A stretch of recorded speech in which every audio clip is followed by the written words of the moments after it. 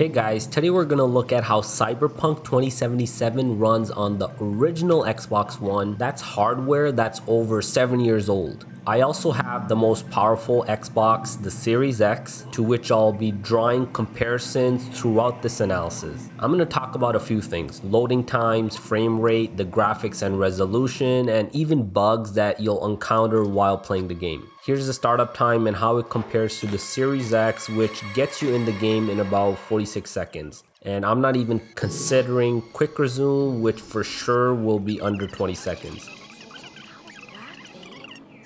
I can release it for you, but you'd have to watch out for negative energy fields and avoid mean reds.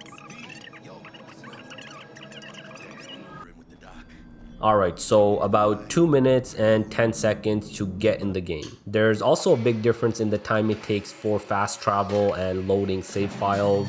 While the Series X does this in about 20 seconds, the original Xbox will take almost 50 seconds.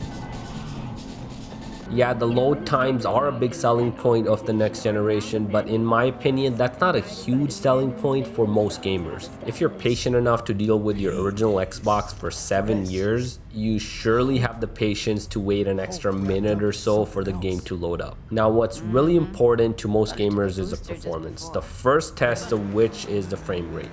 The Series X can run the game at up to 60 frames per second, while the Xbox One is capped at 30 frames per second.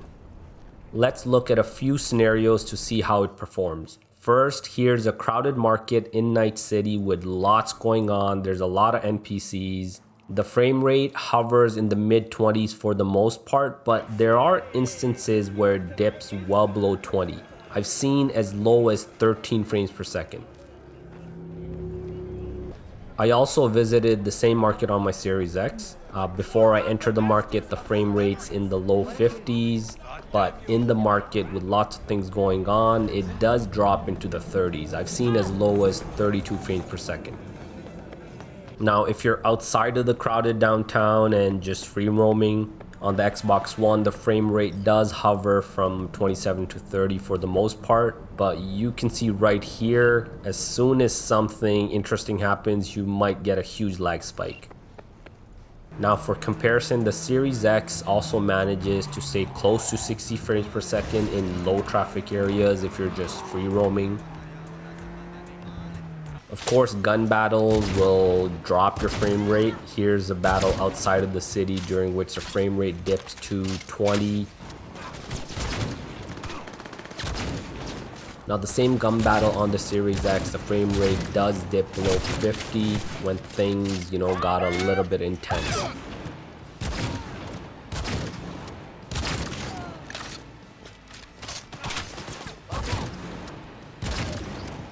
The higher intensity the battle, the worse the frame rate. Here's another gun battle on the Xbox One with a lot more action, and here we're dipping well below 20, as low as 15 frames per second in some cases.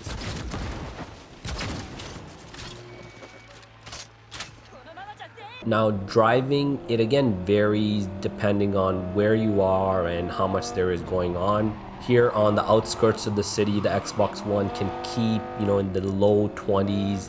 However, if you're in an area with a lot more happening, like the city core here, it does dip below 20 at times. A few other scenarios I looked at. Here's one in a nightclub. It does stay in the low 20s for the most part. Can you imagine? Susan Forrest? So yeah, overall, I hope that gives you a good idea of the frame rate, which on the Xbox One is definitely not great. But the bad news doesn't stop there. This footage is captured at 1080p, but you rarely get that resolution. I'm sure most of the time you're getting 720p. Now, my first time playing this game was on the next gen, and the game resolution and graphics are respectable in that. And here's the first time I loaded it up on the Xbox One, and I wasn't impressed. When you're moving, everything just looks washed out, low resolution. I mean, yeah, if you stop for a moment and look at main characters with minimal action, it looks respectable. But as soon as you start moving, things just go south. I mean, the Xbox One just cannot keep up with this game. It just cannot render this world Objects in the game, they just don't render for seconds at a time. Here's an example where we have an invisible food stand. You can see it takes a few seconds to appear. Even when you're in a gun battle and you change your weapon, it does take the Xbox One a few seconds just to render that weapon. You know, you'll be waiting for that thing to dissolve into the screen. In addition to all the performance issues, there's also a ton of bugs in this game. I mean, the basic of which is you'll kind of constantly get lag spikes, and this happens both on the Xbox One and the Series X. There's of course the objects not rendering correctly that you've seen.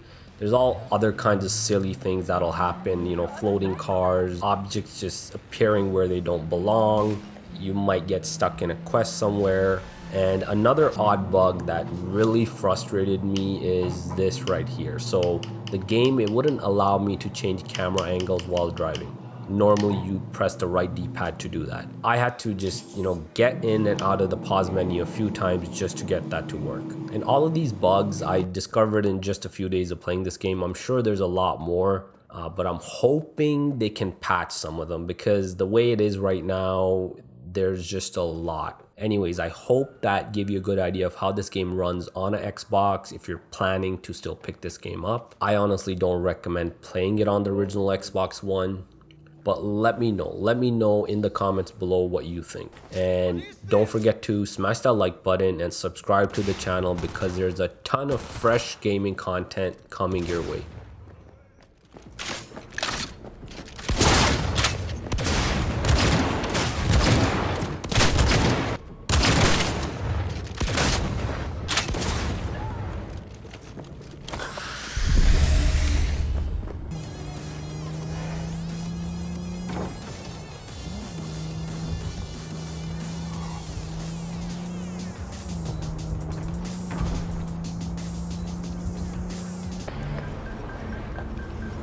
It's a nice ride.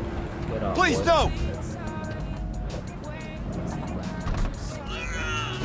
My fault. Why?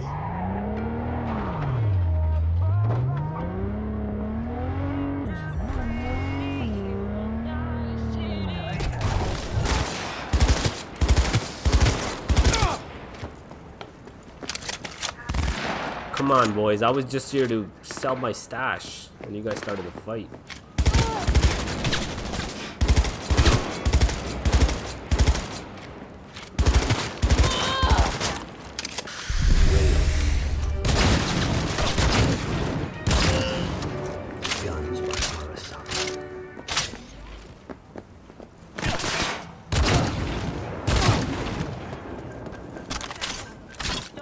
It's alright. You guys just gave me more stuff to sell.